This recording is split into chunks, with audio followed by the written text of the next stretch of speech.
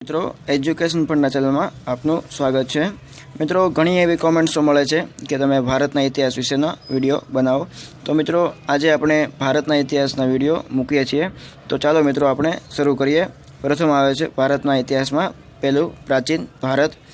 તો મિત્રો પ્રાચીન ભારતનો સમયગાળો છે કુલ ઈસવીસન પૂર્વે 3000 થી ઈસવીસન 998 અને તેની પ્રથમ સંસ્કૃતિ છે સિંધુ સંસ્કૃતિ, જે ઈસવીસન પૂર્વે 3000 થી 1500 સુધીનો સમયગાળો છે તેનું સ્થળ છે સિંધુ નદીના કિનારે અને શહેર છે મોહેન્જો-દરો, હડપ્પા અને લોથલ।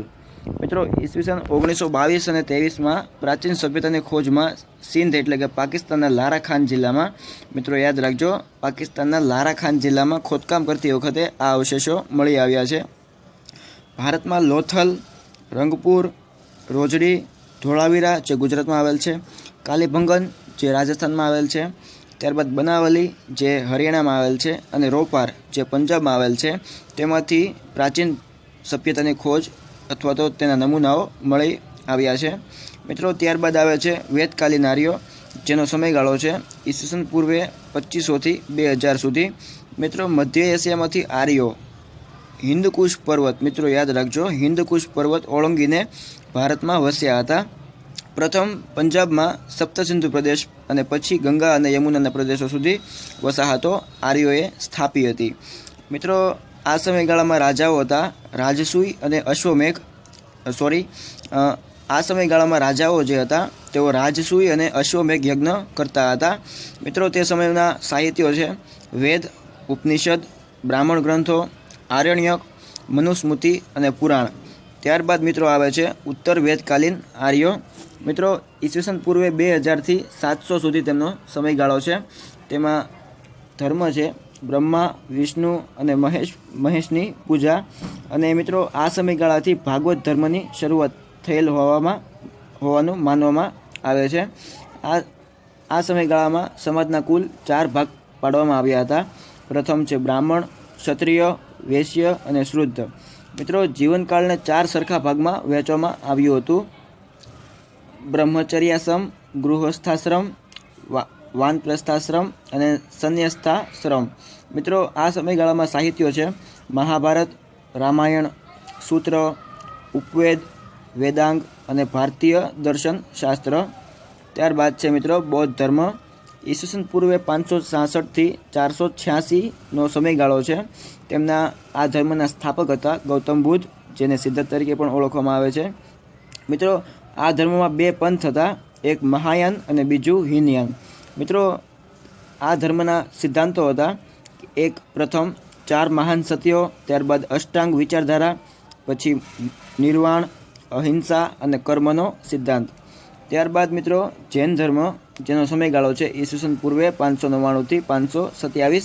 તેમના સ્થાપક છે ઋષભદેવ, જેમને 24 તીર્થંકર તરીકે પણ ઓળખવામાં આવે છે। ત્યારબાદ મહાવીર સ્વામી, જેમને વર્ધમાન તરીકે પણ ઓળખવામાં આવે છે।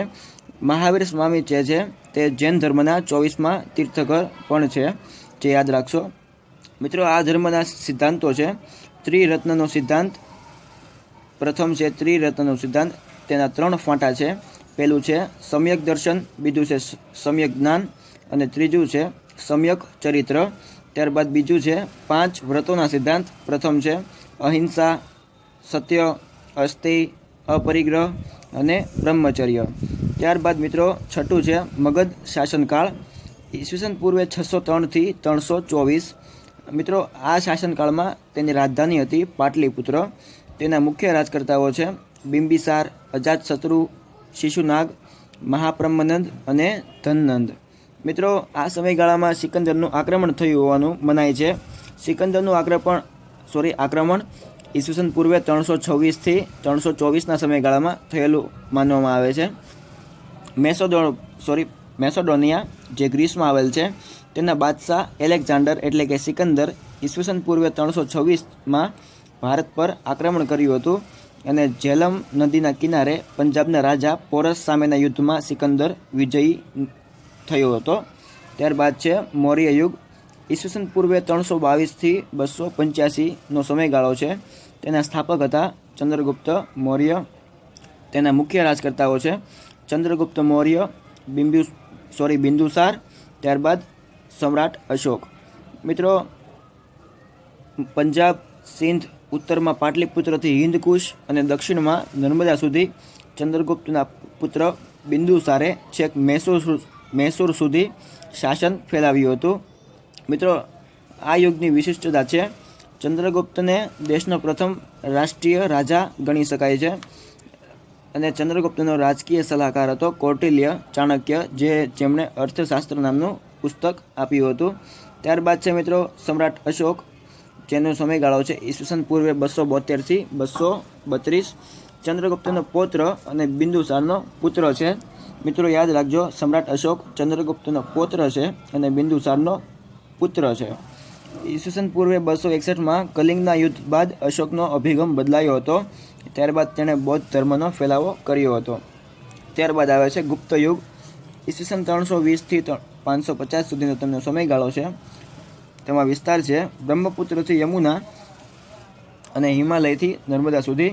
મુખ્ય રાજકર્તાઓ છે ચંદ્રગુપ્ત પહેલો, સમુદ્રગુપ્ત, ચંદ્રગુપ્ત બીજો, જેને વિક્રમાદિત્ય તરીકે પણ ઓળખવામાં આવે છે, હર્ષવર્ધન ઈસવીસન 606 થી 647. તેમનો વિસ્તાર છે બ્રહ્મપુત્રથી પંજાબ અને હિમાલયથી નર્મદા. મિત્રો હર્ષવર્ધનના સમયમાં રાજધાની હતી કનોજ અને હર્ષવર્ધન પ્રાચીન ભારતનો છેલ્લો મહાન સમ્રાટ હતો. ચીની યાત્રાળુ યુએન ત્સાંગ હિનની મુલાકાતે હર્ષવર્ધનના સમયગાળામાં આવ્યો હતો. તેના દરબારમાં બાણભટ્ટ, કવિ મયુર, મહાપંડિત જયસેન જેવા હતા. ત્યારબાદ મિત્રો જુદી જુદી પ્રાદેશિક સત્તાઓ આવે છે, જેમાં પ્રથમ છે પાંડ્ય, જે દક્ષિણ તમિલનાડુના વિસ્તારમાં હતી.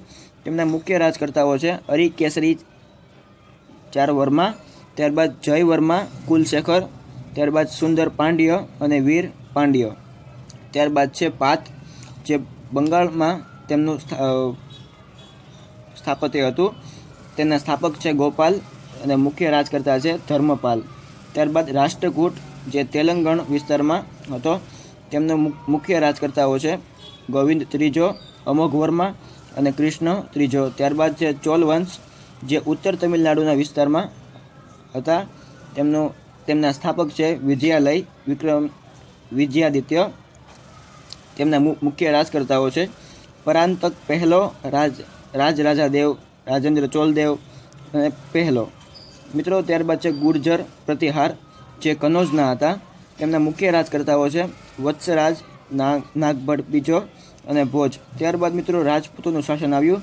તો રાજપૂતોમાં પ્રથમ છે પરમાર, જે માળવા વિસ્તારમાં શાસન સ્થાપ્યું હતું. તેમના મુખ્ય રાજકર્તાઓ છે ભોજ અને વિંધ્ય વર્મન. ત્યારબાદ ચંદેલા, જેઓ બુંદેલખંડ પર તેમની સત્તા સ્થાપી હતી. તેમના મુખ્ય રાજકર્તાઓ છે યશોવર્મા અને વિદ્યાધર. ત્યારબાદ મિત્રો ચૌહાણ આવે છે, જેમણે દિલ્હી અને રાજસ્થાનમાં તેમની સત્તા સ્થાપી. તેમના મુખ્ય રાજકર્તા હતા પૃથ્વીરાજ ચૌહાણ. ત્યારબાદ યાદવો આવ્યા, જેઓ દેવગિરી મહારાષ્ટ્રમાં તેમની સત્તા સ્થાપી. તેમના સ્થાપક છે ભીલમ.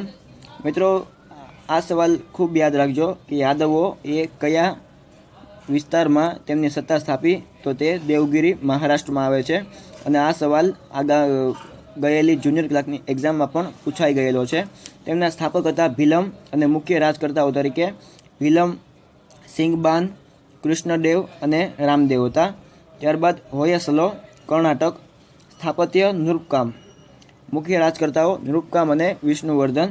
ત્યારબાદ ચાલુક્યો, જેઓ લાટ, સૌરાષ્ટ્ર, બદામી, આંધ્રપ્રદેશના વિસ્તારોમાં તેમની સત્તા સ્થાપી હતી.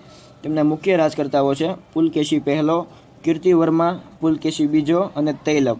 મિત્રો આ છે ભારતનો ઇતિહાસમાં પ્રથમ પ્રાચીન ભારત, જેનો ટૂંકમાં માહિતી તમને અહીંયા આપેલ છે. મિત્રો તમને ગમે તો અમને લાઈક કરજો અને સબસ્ક્રાઈબ કરજો. Thank you.